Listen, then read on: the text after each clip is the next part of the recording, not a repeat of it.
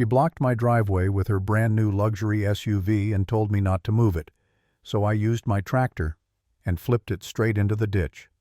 Yeah, that's how this war started. The HOA president thought she could bully a farmer. But she forgot one thing: you can't out-stubborn a man who works the land. My name's Holt Travis. I've lived out here in Briarwood County my whole life. My granddad built this farm, my dad expanded it, and now it's mine. I don't bother anyone, I pay my taxes, I raise my cattle, and I mind my own damn business. Or at least I did until the HOA from the fancy new subdivision down the road decided they wanted a piece of it. It all started when that woman Karen Tyson showed up one morning parking her pearl-white SUV right across my gravel driveway. I was heading out to deliver feed, and there she was standing in her little designer shoes, clipboard in hand, smiling like she owned the place. She said, "Mr. Travis, we need to discuss the new community access point. You'll be required to allow road construction through your property as part of Briarwood Estates' development plan." I looked at her confused. "You mean through my land, the land my family's owned since 1947? She didn't blink. "Correct. You'll receive notice from our board soon. But for now, don't move your truck. I'll only be a minute."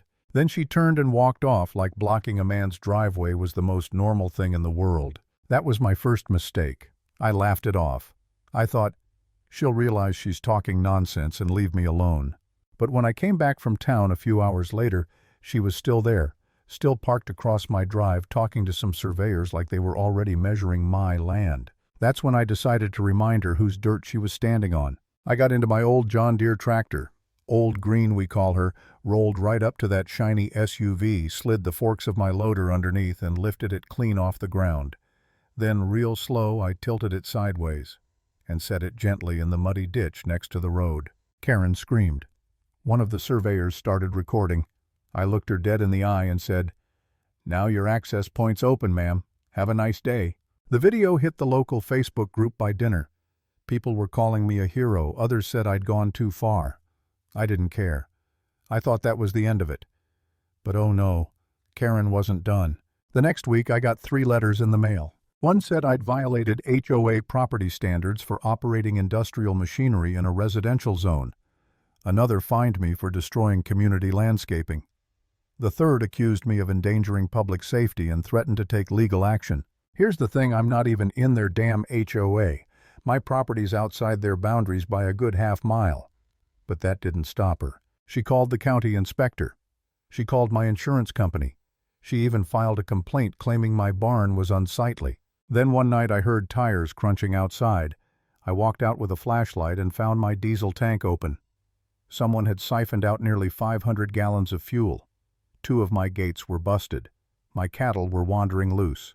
I knew who it was. Still, I didn't have proof. And for the first time I felt helpless. My wife Lisa tried to calm me down, saying, "Let it go, Holt. She wants you to explode so she can paint you as the villain." I sat at the kitchen table staring at those fake fines, and for a moment I wondered if maybe I was overreacting. Maybe I should just pay something small, make it go away. But then I remembered my father's words, "Once you give up an inch, they'll take an acre." So I made a plan. I set up trail cameras, 4 of them hidden in birdhouses and fence posts. I put a small tracking beacon in my spare diesel tank, and I poured a thin layer of UV dye over the fuel nozzle.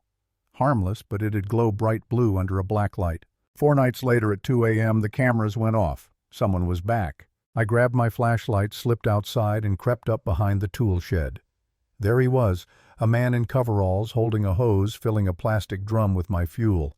I stepped out and hit him with the beam of my light. "Hey," I shouted, "hands where I can see 'em." He spun around startled, and the glow of blue splattered across his hands and shirt. Busted. Turned out his name was Jerry, local handyman. When I called the sheriff, Jerry spilled everything before the cuffs even went on. Karen had paid him cash to collect evidence of environmental violations, which was just code for stealing fuel and breaking my fences. That was the moment the tide turned. Lisa recorded the confession. I saved every email, every letter. Then I started digging literally and legally. And guess what I found? Karen wasn't just the HOA president. She was also secretly listed as the managing partner for a company called Oak Ridge Estates, LLC, the same developer trying to expand Briarwood by annexing nearby farmland. She was trying to force me into selling my property cheap so she could pave a road through it. I wasn't dealing with a bored suburban busybody. I was dealing with someone who'd built an entire scam on intimidation, so I decided to hit her where it hurt publicly. 2 weeks later, the HOA announced a community emergency meeting to address ongoing behavioral issues with neighboring landowners. I showed up early wearing my cleanest flannel, holding a folder of papers and one small UV flashlight.